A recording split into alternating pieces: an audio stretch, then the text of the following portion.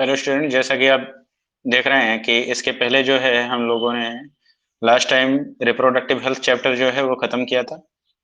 Next chapter जो है हमारा स्टार्ट है ह्यूमन हेल्थ एंड डिजीज। ठीक है, तो इसमें देखेंगे ह्यूमन हेल्थ एंड डिजीज में कुछ बेसिक पॉइंट हमने पढ़ा था। What is health, what is disease. ठीक है, कुछ टर्मिनोलॉजी हमने पढ़ा था।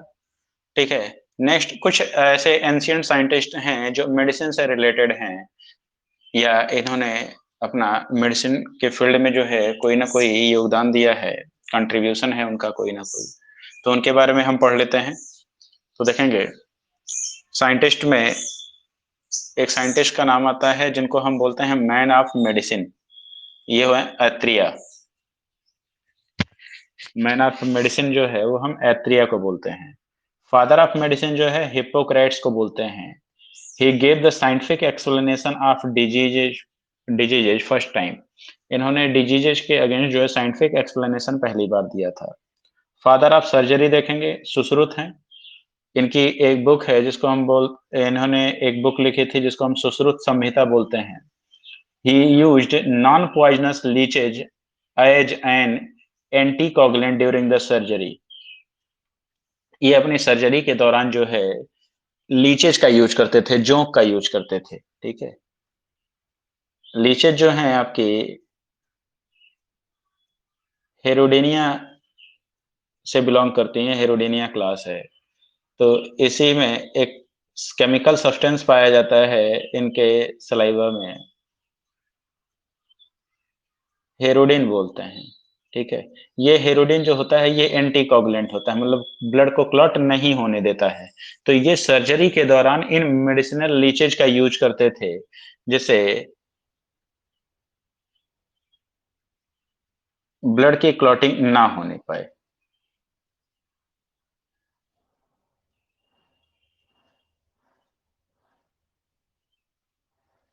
फादर ऑफ आयुर्वेदा देखेंगे। फादर ऑफ आयुर्वेदा हैं चरक। He first gave the concept of digestive metabolism and immunity। इन्होंने डाइजेस्टिव सिस्टम के बारे में, मेटाबॉलिज्म के बारे में और इम्यूनिटी के बारे में सबसे पहले बताया था। फादर ऑफ मॉडर्न पैथोलॉजी ये हैं आपके रूडोल्फ विर्को।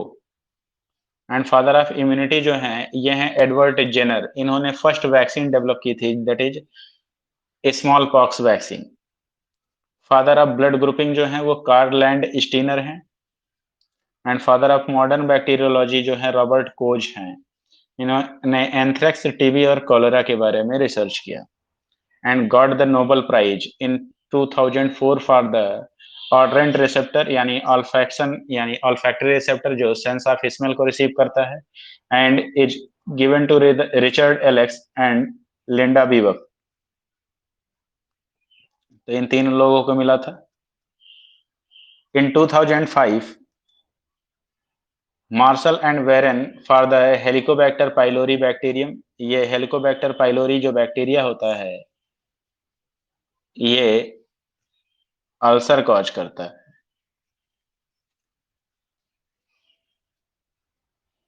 नेक्स्ट है in 2006 fire and Mello for the RNA interference. And in 2009 V Ramakrishnan et al for the antibiotic and ribosome relationship. कुछ इंपॉर्टेंट डेज हैं, इनको याद कर लीजिएगा। इसके बाद जो है मैं बाद में आपको एक इंपॉर्टेंट डेज की लिस्ट दे दूंगा। इससे इसके अलावा भी हैं जो कुछ एग्जाम में कभी कभी पूछ लिए जाते हैं, जैसे 30 जनवरी लेप्रोसी डे के नाम से जाना जाता है, कोढ़ दिवस, कुष्ठ रोग। 24 March tuberculosis day. 7 April world health day. 26 June international day against the drug abuse and illicit trafficking. 1 July doctors day and 11 July world population day and 1 December AIDS day मनाया जाता है। तो ये कुछ इंपॉर्टेंट डेज हो गए। Next देखेंगे, basically हमको बात करनी है ह्यूमन हेल्थ एंड डिजीज की। तो ह्यूमन हेल्थ में हम सबसे पहले बात करेंगे इम्यून सिस्टम के बारे में। What is the immune system? Immune system basically जो होता है वो आपके बॉडी का डिफेंस मैकेनिज्म होता है। आपके बॉडी को डिफरेंट काइंड ऑफ पैथोजेंस के अगेंस्ट जो है वो प्रोटेक्ट करता है, बचा के रखता है। तो देखेंगे, system of body which protect the body from diseases is called the immune system. ऐसा हमारे बॉडी का ऐसा सिस्टम होता है जो हमको डिजीजेज से बचा के रखता है। Some terms related to the immunity, जैसे पहला है इम्यूनिटी क्या होती है। इम्यूनिटी एक तरीके का रेजिस्टेंस पावर होता है, जितनी ज्यादा आपकी रेजिस्टेंस पावर होगी उतनी आसानी से आपको डिजीजेज नहीं हो पाएंगी, यानी जो पैथोजन है वो आपके बॉडी के अंदर आसानी से इंटर नहीं कर पाएगा या अपना एक्सप्रेशन शो नहीं कर पाएगा। तो आपकी इम्यूनिटी बेहतर होगी, यानी रेजिस्टेंस पावर ज्यादा होगा। Resistance of body against a pathogen और डिजीज, किसी भी डिजीज या पैथोजन के अगेंस्ट जो है, जो आपके बॉडी का रेजिस्टेंस पावर होता है वही इम्यूनिटी कहलाता है। नेक्स्ट है एंटीजन, या इसी को एक ग्लूटिनोजन भी बोलते हैं, अंडरलाइन कर लीजिएगा। एंटीजन को हम एक ग्लूटिनोजन भी बोलते हैं।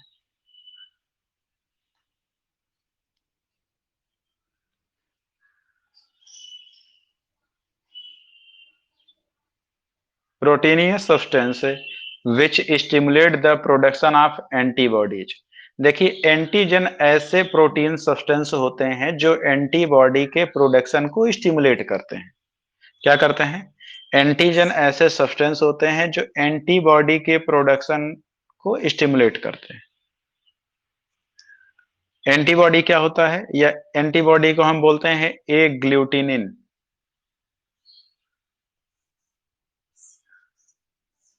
It is a complex glycoprotein, underline कर लीजिएगा, ग्लाइको यानी कार्बोहाइड्रेट और प्रोटीन एक साथ एसोसिएटेड पाए जाते हैं। Secreted by the B lymphocytes in response to an antigen. ये बी लिम्फोसाइट सिक्रीट करती हैं किसी भी पर्टिकुलर एंटीजन के रिस्पॉन्स में। जैसे देखिएगा, एंटीजन एंटीबॉडी का क्या कॉन्सेप्ट है।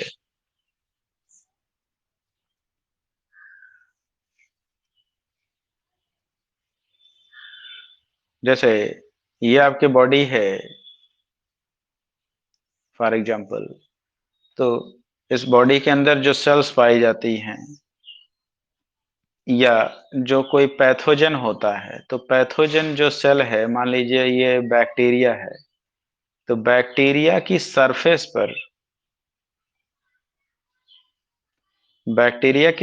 पर यहाँ पर ऊपर इसके सेल के बाहर इसके आउटर सरफेस पर एक केमिकल सब्सटेंस पाया जाता है, इसको बोलते हैं एंटीजन। क्या बोलते हैं? एंटीजन। अब इस बैक्टीरिया के साथ इसका जब एंटीजन हमारे बॉडी के अंदर इंटर करेगा, तो ये एंटीजन तो हमारे बॉडी का है नहीं, तो हमारा बॉडी जो है इसको रिकॉग्नाइज करता है। तो इस पर्टिकुलर एंटीजन के खिलाफ जो है हमारा बॉडी सेल जो है वो एंटीबॉडी का प्रोडक्शन स्टार्ट कर देता है, उसके खिलाफ एंटीबॉडी बनाना स्टार्ट कर देता है। तो जो एंटीबॉडी फॉर्मिंग सेल्स होती हैं इनको हम बी लिम्फोसाइट बोलते हैं। दो तरह की लिम्फोसाइट होती हैं, बी और टी लिम्फोसाइट। तो बी लिम्फोसाइट जो हैं ये एंटीबॉडी बनाती हैं। तो बेसिकली 5 तरह के एंटीबॉडी आपके सिलेबस में है: आईजीए, आईजीजी, आईजीडी, आईजीई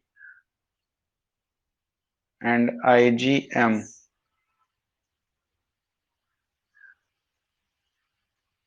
ये 5 एंटीबॉडी जो है बेसिकली बी लिम्फोसाइट्स के द्वारा सिक्रीट किए जाते हैं। तो एक पर्टिकुलर एंटीजन के खिलाफ एक पर्टिकुलर एंटीबॉडी सिक्रीट की जाती है। तो एंटीबॉडी आपके ब्लड प्लाज्मा में पाया जाता है, और एंटीजन जो होता है वो सरफेस पर पाया जाता है, सेल की सरफेस पर पाया जाता है। अगला देखेंगे anti serum. Serum of any animal which contains the antibody for a specific antigen is called the anti serum. जैसे एंटी सीरम एक केमिकल सब्सटेंस होता है जिसमें किसी भी एक पर्टिकुलर एंटीजन के खिलाफ एंटीबॉडी प्रेजेंट होती है, तो उसको हम क्या बोलते हैं? एंटी सीरम बोलते हैं। अगला है वेनम। वेनम का मतलब होता है poison. Toxic substances secreted by the snakes and some insects. Snake और कुछ इंसेक्ट्स के द्वारा कुछ केमिकल सिक्रेट किए जाते हैं जो कि पॉइजनस होते हैं, उनको हम क्या बोलते हैं, वेनम बोलते हैं। तो इसीलिए जब आपको इंजेक्शन दिया जाता है, सांप बिच्छू या कोई जहरीला कीड़ा काट लेता है, तो उस दौरान जब जो आपको इंजेक्शन दिया जाता है उसको हम बोलते हैं एंटी वेनम। क्या बोलते हैं, anti venom.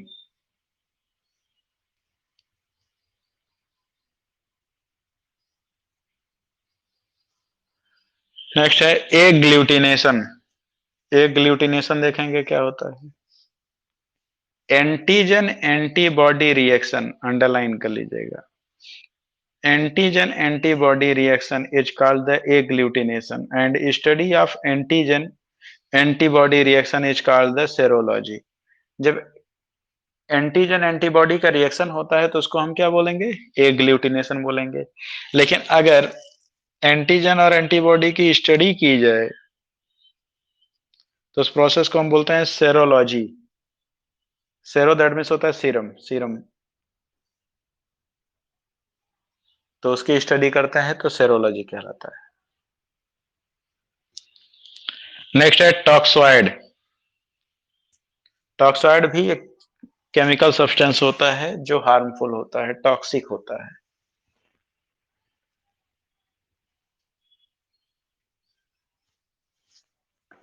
A bacterial exotoxin which is detoxicated by the special procedure to allow its safe use in the immunization against the disease। तो टॉक्सॉइड ऐसे केमिकल्स होते हैं जो बैक्टीरिया के द्वारा सीक्रेट किया जाता है, लेकिन इन टॉक्सिक टॉक्सॉइड्स केमिकल को जो हम डिटॉक्सिकेट कर देते हैं, डिटॉक्सिकेशन के बाद जो है इनको हम यूजफुल केमिकल में कन्वर्ट कर लेते हैं और उसी बैक्टीरिया के खिलाफ हम इसका यूज करते हैं। इंटरल्यूकिन देखिएगा, it is a protein substance which stimulate the growth and activate certain kind of WBC that are involved in the immune response, also act as the secondary messenger that activates the immune system। तो interleukin जो होते हैं ये protein substance होते हैं जो कि WBC के द्वारा सिक्रेट किए जाते हैं।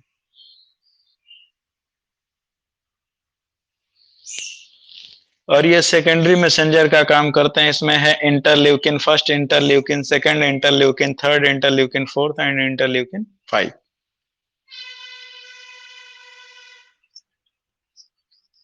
सेकेंडरी मैसेंजर, जैसे पहला कोई मैसेंजर जो है पैथोजन आया, वो बॉडी में एंटर किया, तो कोई पर्टिकुलर मैसेज जो है आपके सेल तक पहुंचा, उसके बाद आपके जेनेटिक मटेरियल तक या आपके बॉडी के इम्यून सिस्टम तक जो मैसेज पहुंचाया जाएगा वो क्या होगा, सेकेंडरी मैसेंजर होगा। ओके, जैसे मान लीजिए कि ये आपकी कंट्री है, ठीक है, तो यहाँ पे कोई टेररिस्ट जो बाहर से आया वो कोई मैसेज लेकर के आएगा, कुछ एक्सप्लोजिव लेकर के आएगा, मान लीजिए किसी पर्सन को जो हमारे कंट्री में रहता है उसको दे दिया और वो किसी तक पहुंचा दिया, मेन साइट तक पहुंचा दिया या जिसको देना था तो दे दिया। तो प्राइमरी मैसेंजर तो यही हुआ, सेकेंडरी तो ये हुआ ना, तो फाइनल स्टेप तक पहुंच गया ये। ओके, तो ये आपका प्राइमरी मैसेंजर होता है और सेकेंडरी मैसेंजर होता है। ओके, तो इसमें 5 तरह के होते हैं, interleukin first, interleukin second, interleukin third and interleukin fourth and fifth. Immunity देखेंगे 2 तरह की होती है, एक होता है आपका कंजेनाइटल इम्यूनिटी या इनेट इम्यूनिटी बोलते हैं। ये नॉन स्पेसिफिक होता है, मतलब स्पेशल टाइप का नहीं होता है क्योंकि सब में पाया जाता है। तो कंजेनाइटल इम्यूनिटी मतलब सिंस बर्थ, सिंस बर्थ मतलब जो जन्मजात होता है, ठीक है। तो जन्मजात जो इम्यूनिटी होगी वो तो सबके बॉडी में होगी, ठीक है। दूसरा है आपका एक्वायर्ड इम्यूनिटी, जो आप कहीं से गेन करते हैं। एडॉप्टिव या स्पेसिफिक इम्यूनिटी होता है, अगर आप कहीं से गेन करेंगे तो एक स्पेशल रीजन होगा उसके पीछे कि आप उस तरह की इम्यूनिटी क्यों डेवलप कर रहे हैं अपने बॉडी में, उस तरह का इम्यून सिस्टम क्यों चाहते हैं, तो वो आपका क्या कहलाएगा, एडॉप्टिव इम्यूनिटी कहलाएगा या एक्वायर्ड इम्यूनिटी कहलाएगा। ओके, तो देखेंगे इम्यूनिटी।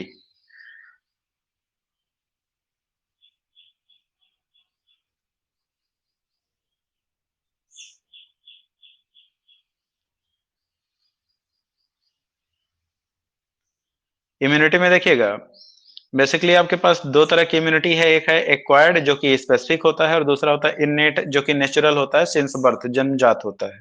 ओके, एक्वायर्ड इम्यूनिटी को फर्दर दो दो कैटेगरी में डिवाइड किया गया है, एक है एक्टिव और दूसरा है passive immunity. Okay, active immunity में नेचुरल होता है और आर्टिफिशियल होता है। दैट फॉलोज द क्लिनिकल और सब clinical infection and artificial induced by the vaccination. तो नेचुरली क्या होता है, अगर आपको कोई इन्फेक्शन हो जाए तो उस दौरान जब डायग्नोसिस होती है तो आपको पता चलता है कि ये बीमारी आपको हुई थी, और उसकी वजह से आपका बॉडी जो है इम्यून सिस्टम डेवलप करने लगता है। ठीक है, या आर्टिफिशियली हम क्या करवाते हैं, हम अपने बॉडी के इम्यून सिस्टम को डेवलप करते हैं वैक्सीनेशन के द्वारा। ठीक है, अब वैक्सीनेशन क्या होता है, जैसे मान लीजिए कि आपको डीपीटी, डिप्थीरिया, पर्ट्यूसिस और टिटेनस, ये 3 बीमारियां हैं, इसके अगेंस्ट जो है वैक्सीनेट कर दिया गया। ठीक है, तो इस वैक्सीन में क्या होता है, वो जर्म्स होते हैं, बैक्टीरिया या वो पैथोजन होते हैं, या उनके द्वारा सिक्रीट किए हुए हार्मफुल केमिकल यानी कि टॉक्सॉइड होते हैं। ठीक है, तो उसको हम क्या करते हैं, इनएक्टिवेट करते हैं, और इनएक्टिवेट करने के बाद इसको हम बॉडी में इंजेक्ट कर देते हैं। ओके, तो अब उस बैक्टीरिया के साथ जो है आपके बॉडी में उसका एंटीजन पहुंच गया, जैसे डिप्थीरिया कॉर्निबैक्टीरियम डिप्थेरी है, पर्ट्यूसिस है जो कि हुफिंग कफ कॉज करता है, टिटेनस है जो कि क्लोस्ट्रिडियम टिटेनी कॉज करता है। ठीक है, तो ये सारी डिजीजेस के अगेंस्ट आपको वैक्सीनेट कर दिया गया, मतलब इन फ्यूचर अगर ये पैथोजन आपको अटैक करता है तो ऑलरेडी आपके पास क्या होगा, इन सभी डिजीज के अगेंस्ट आपके बॉडी में एंटीबॉडी डेवलप हो गई है। क्या डेवलप हो गई है, एंटीबॉडी। तो इसको तो हमने आर्टिफिशियली किया ना, वैक्सीनेट करके किया। ठीक है, तो एंटीबॉडी अगर आपको पहले से ही आपके बॉडी में बनी रहेंगी तो आपको वो पर्टिकुलर पैथोजन जो है वो हार्म नहीं पहुंचा पाएगा, या फिर जितना दूसरों को हार्म पहुंचाएगा उससे कहीं कम आपको हार्म पहुंचाएगा। ये रीजन होता है वैक्सीनेशन का। जैसे करंट में आपका कोविड वैक्सीनेशन चल रहा है ना, तो इसमें देखिए आपको वैक्सीनेट क्यों किया जा रहा है, क्योंकि इस वैक्सीन में उसी वायरस का टॉक्सॉइड या उस वायरस को इनएक्टिवेटेड फॉर्म में आपके बॉडी के अंदर इंजेक्ट किया जाता है, जिससे आपके बॉडी में जब वो जाएगा तो उसके साथ उसका एंटीजन जाएगा, उस एंटीजन को आपका बॉडी रिकॉग्नाइज करेगा और उसके अगेंस्ट क्या करेगा, एंटीबॉडी बनाएगा। और ये एंटीबॉडी आपके कहाँ पाया जाता है, ब्लड प्लाज्मा में पाया जाता है। तो यही रीजन है कि जो जो है जिनको कोविड हो जा रहा है, ठीक है, तो उनका प्लाज्मा इसीलिए डोनेट करते हैं वो लोग कि उनके प्लाज्मा में, ब्लड प्लाज्मा में वो एंटीबॉडी बन चुकी हैं। तो अगर वो बनी बनाई एंटीबॉडी अगर किसी दूसरे पर्सन को दे दी जाएंगी तो ऑलरेडी उसके पास एंटीबॉडी पहुंच जाएगी बनी बनाई, तो वो बच सकता है। तो ये होता है प्लाज्मा डोनेशन। इसी रीजन, इसी बेसिस पे ये मैकेनिज्म काम करता है या प्रिंसिपल पे लोग वर्क कर रहे हैं। ठीक है, तो फर्स्ट ऑफ ऑल तो वैक्सीनेशन करवा लेना चाहिए। वैक्सीनेशन करवा लेंगे तो हर एक बॉडी के अंदर जो है एंटीबॉडी डेवलप होना शुरू हो जाएंगी, तो उस पैथोजन से हम बच जाएंगे। ओके,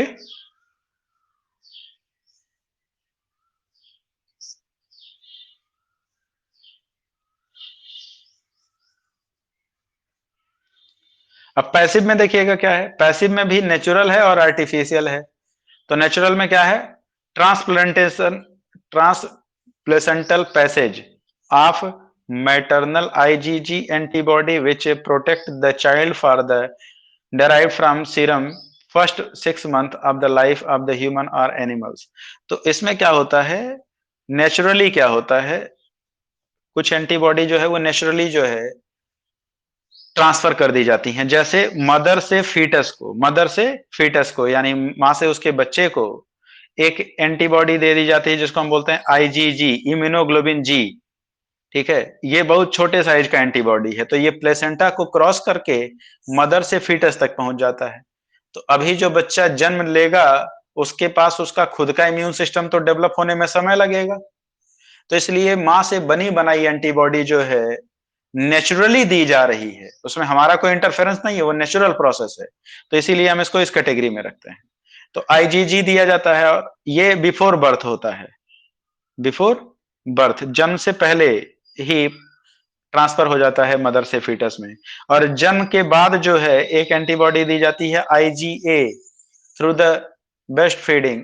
तो माँ जब अपने बच्चे को दूध पिलाती है तो उस कंडीशन में जो है उसके मिल्क के साथ जो है बहुत भारी मात्रा में इम्यूनोग्लोबिन ए जो है उस माँ से बच्चे को मिल जाता है। तो ये भी बनी बनाई एंटीबॉडी थी, बनी माँ के बॉडी में है, पहुंच गई फीटस के बॉडी में, तो वो उसको क्या करेगा, इम्यूनिटी प्रोवाइड करेगा। ठीक है, तो इस तरीके से जो नेचुरली ये ट्रांसफर होंगे तो ये क्या कहलाएंगे, पैसिव में भी नेचुरल होगा, पैसिव में भी क्या होगा, नेचुरल। एक्टिव उसको बोलते हैं जिसमें हमारा बॉडी इन्वॉल्व हो, पैसिव वो जो बनी बनाई मिल जाए।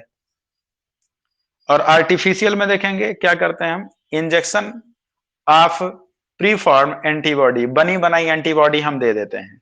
ठीक है, तो कई सारे पैथोजन ऐसे हैं जिनके खिलाफ जो है एंटीबॉडी बहुत लंबे समय तक हमारे बॉडी में नहीं रह पाती है, वो एंटीबॉडी डीजनरेट कर जाती हैं।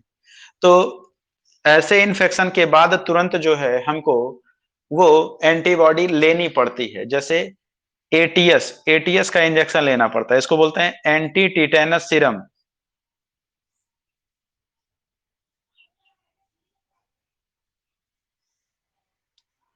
एंटी टिटेनस सीरम, ठीक है। तो क्लॉस्ट्रिडियम टिटेनी टिटेनस कॉज करता है। तो जब भी आपको कोई रस्टेड ऑब्जेक्ट से या कंटामिनेटेड ऑब्जेक्ट से आपको कहीं पे कट जाता है, एक्सीडेंट हो जाता है, तो सबसे पहले आपको एटीएस दिया जाता है, एंटी टिटेनस सीरम। टेटीवैक के नाम से आता है मार्केट में, इंजेक्शन आता है टेटीवैक, बोलते हैं टिटनेस का इंजेक्शन लगवा लीजिए। तो यही होता है एंटी टिटेनस सीरम, क्योंकि वो बैक्टीरिया जो है हमारे बॉडी के अंदर आएगा तो इस उस कंडीशन में हम क्या करते हैं, बनी बनाई एंटीबॉडी तुरंत ले लेते हैं, जिससे हमको वो प्रोटेक्ट करने लगता है। ओके, ऐसे ही कई सारे इंजेक्शन हैं जिसको इन्फेक्शन के बाद ही लिया जाता है, जैसे एंटी रेबीज सीरम। जब कुत्ता, बंदर या कोई भी जंगली जानवर आपको काट लेता है तो उसके बाद एंटी रेबीज सीरम लगता है, क्योंकि रेबीज होने के चांसेस बहुत ज्यादा रहते हैं। तो उस केस में अब ऐसा नहीं है कि इस इंजेक्शन को हम पहले से ही ले लें फिर बाद में कुत्ता कटवाएं, ऐसा नहीं है। जब काटेगा तभी हम लेंगे, क्योंकि इसकी एंटीबॉडी जो होती है उनकी लाइफ स्पैन बहुत ज्यादा नहीं होती है, तो हमारे बॉडी में बहुत ज्यादा दिनों तक नहीं बना रह पाता है, तो इसलिए हमको लेना जरूरी होता है। ठीक है,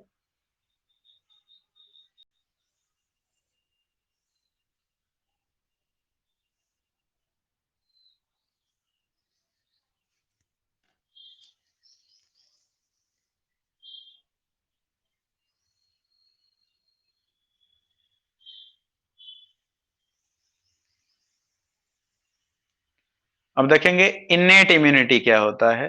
इन्नेट इम्यूनिटी ऐसी इम्यूनिटी होती है जो जन्मजात हमारे बॉडी में पाई जाती है, यानी जन्म से ही होती है।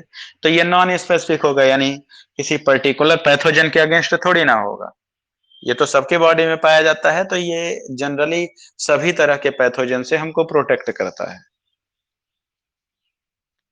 It is present by birth, जन्म से ही होता है। And in most of animals it is the first line of defence of the body. It is made up of the following bye. तो ये पहला फर्स्ट लाइन ऑफ डिफेंस होता है। First line of defence मतलब ये होता है कि कोई भी पैथोजन जब आपके बॉडी के अंदर इंटर करेगा तो उस दौरान यही डिफेंस सिस्टम जो होता है वो सबसे पहले बचाव के लिए रिस्पॉन्सिबल होता है। अगर वो इसको क्रॉस कर गया तब आपके बॉडी के अंदर इंटर कर जाएगा। तो पहला देखेंगे इसमें है एनाटॉमिकल बैरियर। ठीक है, that is made up of two parts, पहला है स्किन और दूसरा है म्यूकोसल सरफेस। तो स्किन देखेंगे, स्किन कैसे प्रोटेक्ट करता है हमको। Outermost layer of skin is dead, stratum corneum बोलते हैं, स्ट्रेटम कॉर्निवम। स्ट्राटा का मतलब होता है लेयर, स्ट्रेटम कॉर्निवम बोलते हैं। So that the bacteria does not grow और इंटर इनटू इट, तो हमारे स्किन की जो सबसे ऊपरी परत होती है, स्ट्रेटम कॉर्नियम जो होता है, वो डेड होता है। तो डेड सेल्स होने की वजह से यहाँ पे बैक्टीरिया या पैथोजन जो है ना ग्रो कर पाते हैं, ना इसके थ्रू एंटर कर पाते हैं। दूसरा, pH of skin destroy the bacteria. हमारे स्किन का पीएच जो होता है वो एसिडिक होता है। तो एसिडिक पीएच होने की वजह से जो है ये बैक्टीरिया को डिस्ट्रॉय कर देता है। Sebum of skin also has anti bacterial action. इसके अलावा हमारे स्किन में कुछ ग्लैंड्स पाई जाती हैं जो सिलेसियस ग्लैंड होते हैं, यानी वैक्स ग्लैंड होते हैं, ऑयली सेक्रेशन करते हैं। तो ये ऑयल की एक प्रोटेक्टिव कवरिंग फॉर्म करता है हमारे स्किन के ऊपर, जिससे ये हमको इन डिफरेंट पैथोजन या इन्फेक्शियस एजेंट से बचा के रखता है।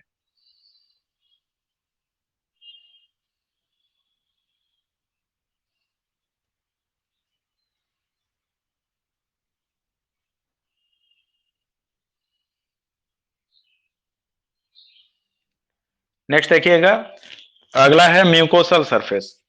Food and air passage lined by the mucosa. जो हमारे इसोफेगस होता है या ट्रैकिया होता है, इसके अंदर म्यूकस की एक लेयर, म्यूकस मेम्ब्रेन पाई जाती है जो म्यूकस सिक्रीट करता है। ठीक है। Mucus mucosa contains the mucosal cells and cilia. Mucosa entrapped the microorganism and cilia propel the microbes. तो जो म्यूकस होता है वो म्यूकस क्या करता है, हमारे रेस्पिरेटरी पैसेज में भी पाया जा रहा है, हमारे डाइजेस्टिव पैसेज में भी पाया जा रहा है। तो अगर कोई पैथोजन जाता है तो ये म्यूकस क्या करता है, उसको अडहेयर कर लेता है और उसको बॉडी से बाहर निकाल देता है। तो इस तरीके से म्यूकस जो होता है वो हमारे बॉडी को प्रोटेक्ट करता है।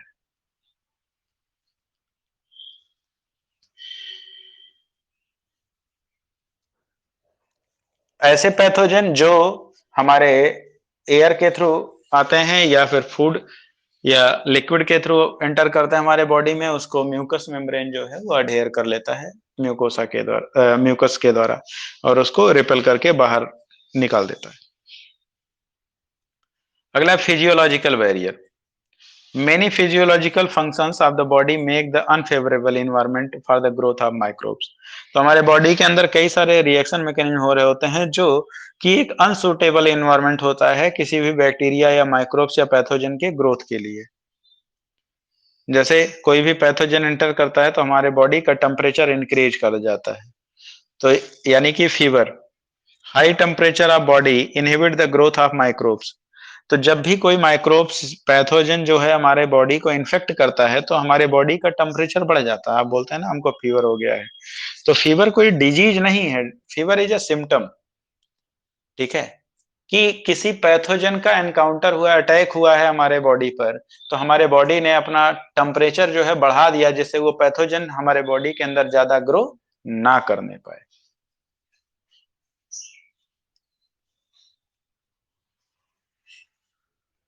नेक्स्ट है pH of body. Acidic pH of various part of the body like the oral cavity, stomach, vagina inhibit the growth of microbes।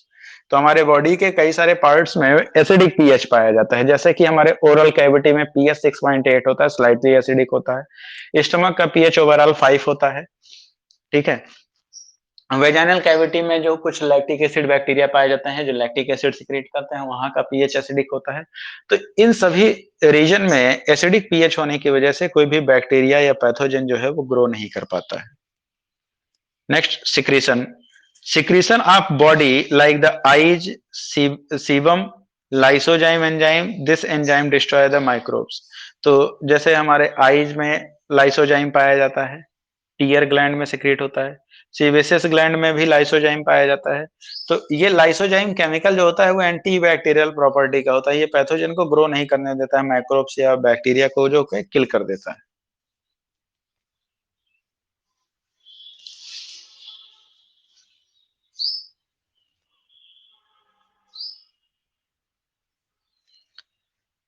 Next है आपका साइटोकाइन बैरियर। साइटो का मतलब होता है सेल, काइन का मतलब होता है सिक्रीशन। मतलब सेल के द्वारा सिक्रीट किए हुए सब्सटेंस जो है वो हमको प्रोटेक्शन प्रोवाइड करते हैं किसी भी पैथोजन या माइक्रोब्स के अगेंस्ट। तो उसको हम क्या बोलेंगे, साइटोकाइन बैरियर बोलेंगे।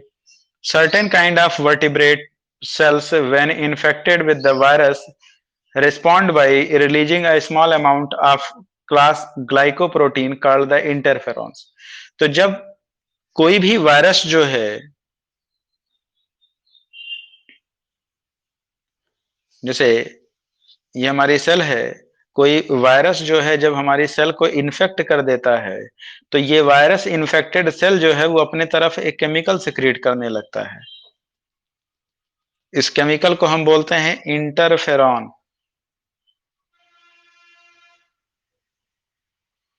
ठीक है। ये इंटरफेरॉन इंटरफेरॉन क्या काम करते हैं, ये अपनी आसपास की सेल्स को अलर्ट कर देते हैं कि यहाँ वायरस का इन्फेक्शन हुआ है, तो ये सेल्स जो है वो ऑलरेडी जो है इंटरफेरॉन बना के रिलीज करना शुरू कर देती हैं, जिससे उनको इन्फेक्शन नहीं होने पाता है। तो देखेंगे इंटरफेरॉन अंडरलाइन कर लीजिएगा, बोर्ड एग्जाम में भी पूछा जा चुका है, कंपटीशन में भी पूछा जा चुका है कई बार।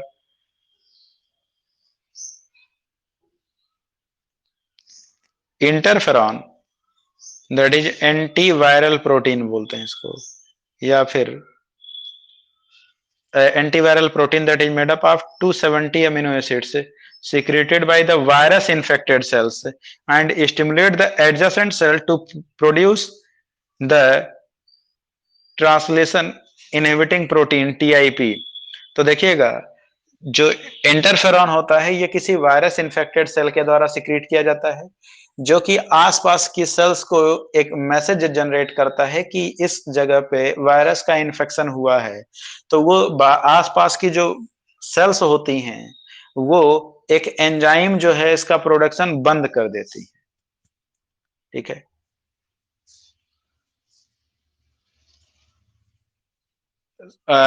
यानी ट्रांसलेटिंग प्रोटीन का इनहिबिशन बंद कर देती हैं, और एक केमिकल सब्सटेंस होता है जिसका रिलीज ये बढ़ा देते हैं, उसको हम बोलते हैं ट्रांसलेशन इनहिबिटिंग प्रोटीन। ये टीआईपी इसका सिक्रेशन बढ़ा देती हैं, तो ये ट्रांसलेशन को इनहिबिट करने वाला प्रोटीन है, यानी ट्रांसलेशन नहीं होने देगा। ट्रांसलेशन का मतलब होता है एमआरएनए से प्रोटीन का बनना, ट्रांसलेशन कहलाता है। Formation of protein from the mRNA is known as translation. तो उस कंडीशन में जो है ये आपकी बॉडी सेल्स को बचाता है।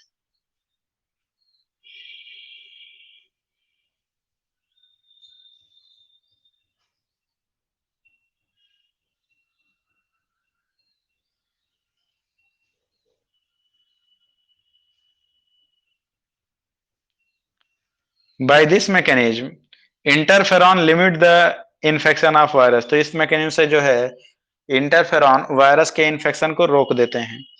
Certain kind of vertebrate cell when infected with a virus respond by the releasing a small amount of a class of glycoprotein called the interferon, and interferons form the cytokine barrier of innate immunity। तो cyto का मतलब होता है cell, Kine का मतलब होता है secretion. तो इंटरफेरॉन जो है ये साइटोकाइन बैरियर है, इनेट इम्यूनिटी के साइटोकाइन बैरियर हैं। जन्मजात जो इम्यूनिटी होता है उसमें साइटोकाइन बैरियर जो होता है, साइटो यानी सेल, काइन क्राइन का मतलब होता है सिक्रीशन, यानी ऐसी सेल्स जो कुछ केमिकल सिक्रीट करती है।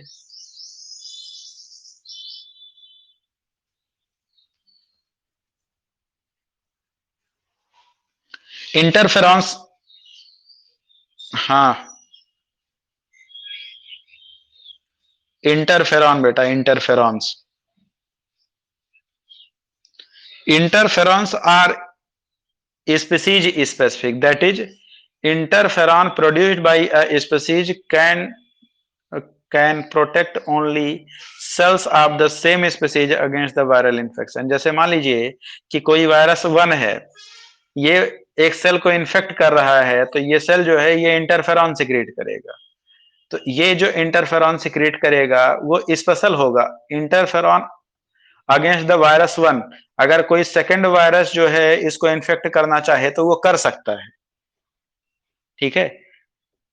तो यानी कि जो इंटरफेरॉन्स होते हैं वो स्पीसीज स्पेसिफिक होते हैं, मतलब एक पर्टिकुलर स्पेसिफिक वायरस के अगेंस्ट एक पर्टिकुलर स्पेसिफिक इंटरफेरॉन बनाया जाता है। वो इंटरफेरॉन सिर्फ उसी वायरस पे काम करता है, किसी दूसरे वायरस पर काम नहीं करता। Interferon makes cells resistant to the viral infection by the synthesis of antiviral protein in that cell. तो इनके पास, सॉरी देखिएगा, इंटरफेरॉन जो है सेल्स को रेजिस्टेंस बनाते हैं किसी भी वायरस इन्फेक्शन के अगेंस्ट, और ये एंटीवायरल प्रोटीन होते हैं। एंटीवायरल मतलब वायरस के अगेंस्ट काम करने वाले प्रोटीन होते हैं। टाइप ऑफ इंटरफेरॉन देखेंगे, इंटरफेरॉन अल्फा इंटरफेरॉन देखेंगे, प्रोड्यूस्ड बाय द ल्यूकोसाइट यानी डब्ल्यूबीसी के द्वारा प्रोड्यूस किया जाता है। Beta interferons produced by the fibroblast. Gamma interferon produced by the lymphocyte. Interferons can be used for prophylaxis, मतलब जान बचाने के लिए इनका उपयोग किया जाता है या डिजीज को खत्म करने के लिए, and treatment of viral infection. Interferon, alpha interferon, activate the immune system and destroy the tumor. Also has shown some success in causing the regression of Kaposi sarcoma. ठीक है, तो अल्फा इंटरफेरॉन का उपयोग जो है ट्यूमर को destroy करने में किया जाता है, और कई सारे केस में पाया गया है कि अल्फा इंटरफेरॉन जो होते हैं वो कपोसी सार्कोमा यानी कि स्किन कैंसर को बढ़ने से रोकते हैं। कपोसी सार्कोमा मतलब होता है स्किन कैंसर।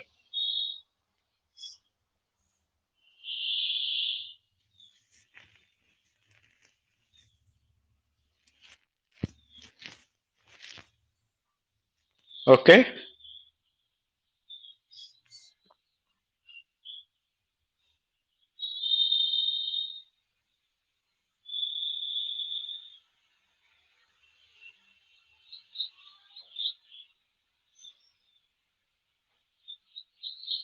अगला देखेंगे सेलुलर बैरियर, यानी जो सेलुलर लेवल पर हमको डिफेंस प्रोवाइड करता है। फैगोसाइटिक बैरियर बोलते हैं। फैगोसाइट मतलब फैगो का मतलब होता है इंगल्फ करना, साइटो का मतलब होता है सेल, यानी ऐसी सेल्स होती हैं जो पैथोजन को या बैक्टीरिया को ये पूरा का पूरा निगल जाती हैं। In response to the pathogenic infection the total count of WBC in the body increases. जब आपके बॉडी में कोई इन्फेक्शन होता है तो उस केस में क्या होता है, आपके बॉडी का जो डब्ल्यूबीसी काउंट होता है वो बढ़ जाता है। Phagocytosis is exhibited by some type of WBC such as WBC are called the phagocyte। फाइगोसाइट सभी तरह के डब्ल्यूबीसी के द्वारा शो नहीं किया जाता है, कुछ तरह की डब्ल्यूबीसी होती हैं जो सिर्फ शो करती हैं फाइगोसाइटोसिस। ठीक है, तो 5 तरह की डब्ल्यूबीसी होती हैं: neutrophil, acidophil, basophils, lymphocyte, monocyte.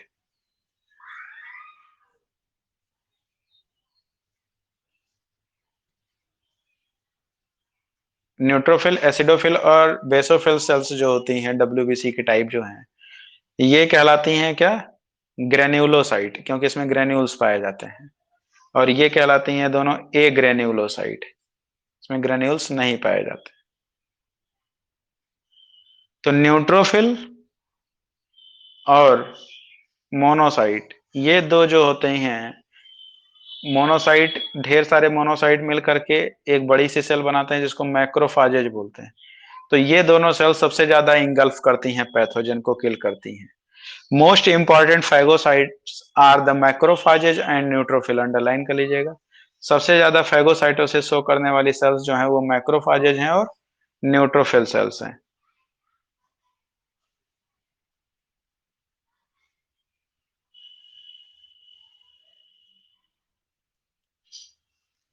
Monocytes are liberated at the site of infection and these later converted into the macrophages। तो जहां पे इन्फेक्शन होता है वहां पे मोनोसाइट जाते हैं और मोनोसाइट किस में कन्वर्ट हो जाते हैं, मैक्रोफाजेज में कन्वर्ट हो जाते हैं। Macrophages are the large irregular shaped cells that engulf the microbes, virus, cellular debris etc।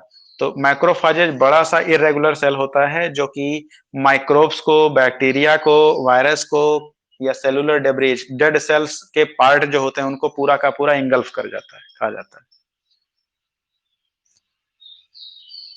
In response to an infection, जब कोई इन्फेक्शन होता है तो स्टेप ऑफ फैगोसाइटोसिस क्या होता है, कैसे ये फैगोसाइटाइज करते हैं।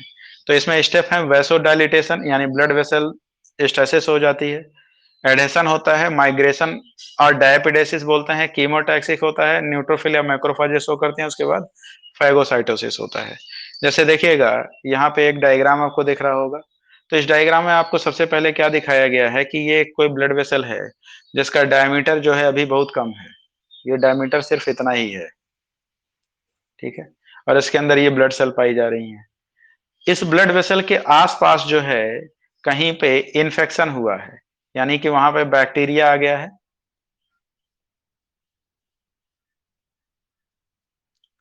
तो बैक्टीरिया जिस साइट पर प्रेजेंट होगा, उस साइट को वो इन्फेक्ट किया होगा। तो बैक्टीरियल साइट जो है इन्फेक्टेड साइट है। तो होगा क्या, मान लीजिए इस ब्लड वेसल के किनारे यहाँ पे इन्फेक्शन हुआ है, तो ये ब्लड वेसल इन्फेक्शियस साइट पे डायलेट कर जाती है, चौड़ी हो जाती है। चौड़ी हो गई, पहले इतना था, अब इतना हो गया, ठीक है? तो देखेंगे, तो सबसे पहले क्या हुआ, वैसो डायलिटेशन हुआ, यानी ब्लड वेसल्स आपकी डायलेट कर गई। एक नंबर पे देखिए यहाँ डायलेट कर गई है। दूसरा क्या होगा, अब यहाँ से जो ब्लड सेल जा रही थी, वो इसी ब्लड वेसल्स के किनारे चिपक जाएंगी, अडेयर हो जाएंगी, चिपक गई, ठीक है? अब एडहेशन हुआ, एडहेशन के बाद माइग्रेशन होगा या डायपिडेसिस बोलते हैं। डब्ल्यूबीसी जो है, ब्लड वेसल्स के बाहर जब मूव आउट कराती हैं, तो उसको हम बोलते हैं डायापिडेसिस। डायापिडेसिस होकर के ब्लड वेसल के बाहर आ गई। अब जो बैक्टीरिया है जहां पे इसने इन्फेक्शन किया है, ये अपने चारों तरफ एक केमिकल सिक्रीट करता है। इसी केमिकल स्टिमुलस की वजह से ये बैक्टीरिया जो है यहाँ से घूमते हुए इस इन्फेक्शियस साइट तक पहुंच जाते हैं। तो इसको हम बोलते हैं कीमोटैक्सिक। कीमोटैक्सिक का मतलब केमिकल की वजह से जो मूवमेंट हो रहा हो। तो न्यूट्रोफिल या मैक्रोफाजेज ही जाएंगी, और उसके बाद उस साइट पे पहुंचकर उस बैक्टीरिया को पहचान करके फैगोसाइटाइज कर जाएंगे, यानी खा जाएंगे। तो एक बार इसमें पॉइंट दिया हुआ है, वैसोडाइलेटेशन, अडहेशन, डायपिडेसिस, कीमोटैक्सिक एंड फैगोसाइटोसिस। तो इसको एक बार पढ़ लीजिएगा आप लोग खुद से।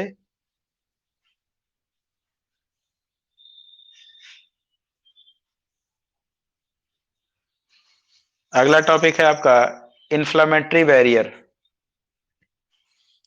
तो इसको हम लोग कल पढ़ेंगे, आज के लिए बस इतना ही।